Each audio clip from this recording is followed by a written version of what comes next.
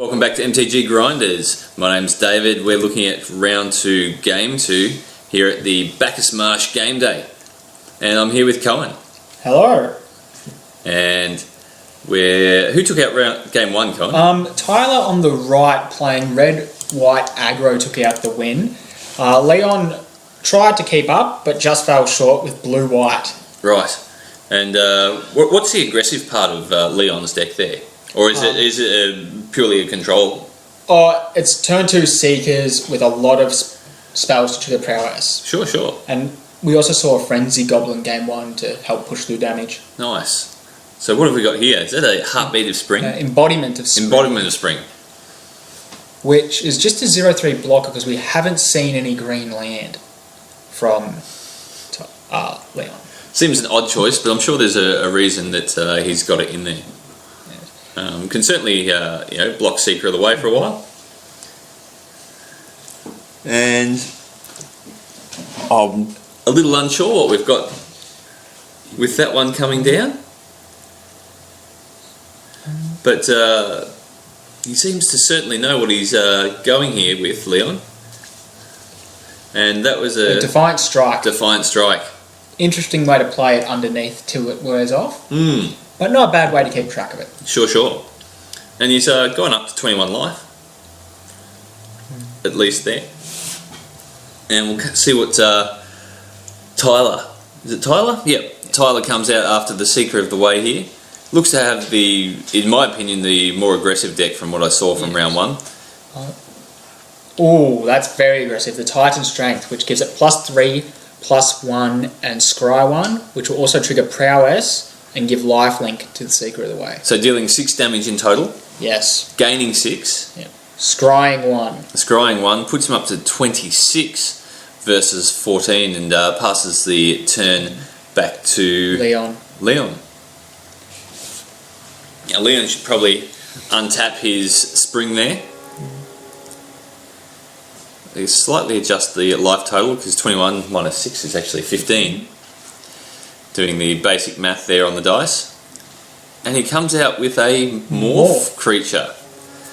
So that could be just about anything. Any guess as to what that could be? In the blue-white? In blue-white, from the base of his deck, I think it might be something like a Glacial Stalker. Excellent. Well, that could be exciting when that turns face up. And we'll certainly have to think about attacking with that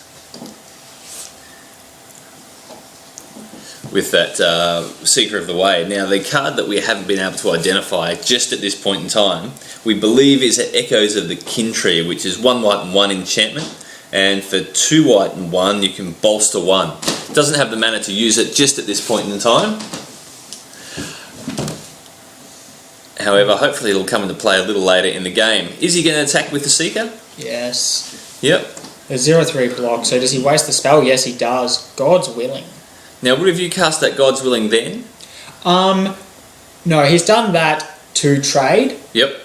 Where by casting God's Willing, he becomes a 3/3, and the morph can still block because it's colourless. Sure. So, in your opinion, the right time to cast that God's Willing? I would have held on to a God's Willing in that position because that is a very valuable card. Sure. And probably not so good against the morph there, being colourless. Exactly. Though it does trigger Prowess, so it becomes 3/3. Yep.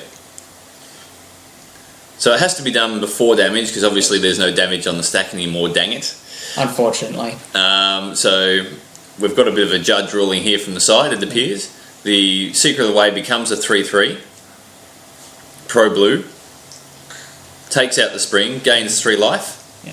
And a Scry 1. And there we have the Scry, leaves it on top. Although that was done in the incorrect order. He should have Scryed first.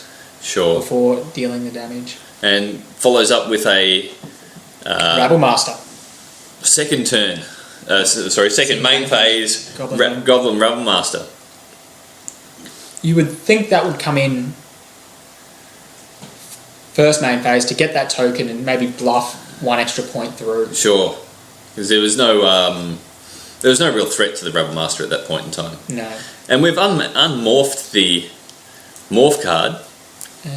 Mystic of the Hidden Way, it's 3/2 and unblockable now. Nice. So that can punch through a bit of damage, even though Tyler's up to 28, I think. 29. 29. Can certainly try and punch through some damage, although a second Rebel Master... This is going to get ugly very quickly. It is. I'm a big fan of the fact that 2 Rebel Masters on the board ends games quickly.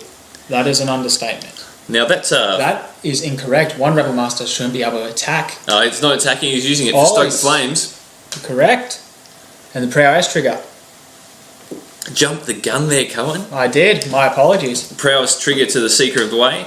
Coming through for 3 damage. 3 damage.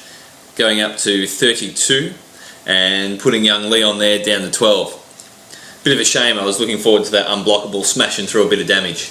Me too. And I can't see his hand, but I think there is a God's willing in Tyler's hand because he's left 1 white up. He would have left a Rebel Master untapped to attack and paid the extra 1 with the... Sure, comes back with a strong comeback though, with a Brimaz and the Embodiment, 2 creatures out. Wouldn't have thought that was entirely possible there. Brimaz is a very strong card and matches up well against a lot of red decks now, but that has become a little bit weaker now that Roast has been printed. Sure. Tyler goes straight to the attack step and comes through with a whole bunch of guys. Not the Seeker of the Way though. And as you can see by him pointing at the Rabble Masters, he's telling the triggers go on, that they get +1/+0 for each other attacking Goblin. Sure, and obviously I spoke too quickly that time with the Seeker of the Way is attacking.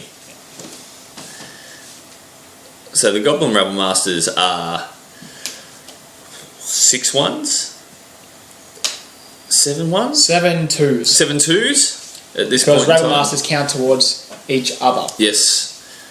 So both the Rabble Masters blocked there.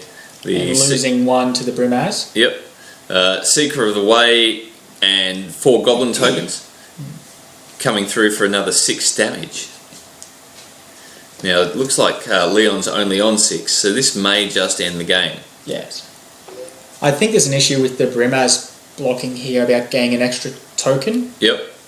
But I don't think it's going to matter at this point. Oh no, that's 6 after. 6 after damage. Excellent, they changed the life titles quite quickly there. Tyler now follows up second main phase with a Seeker. Yep, instead of Divination.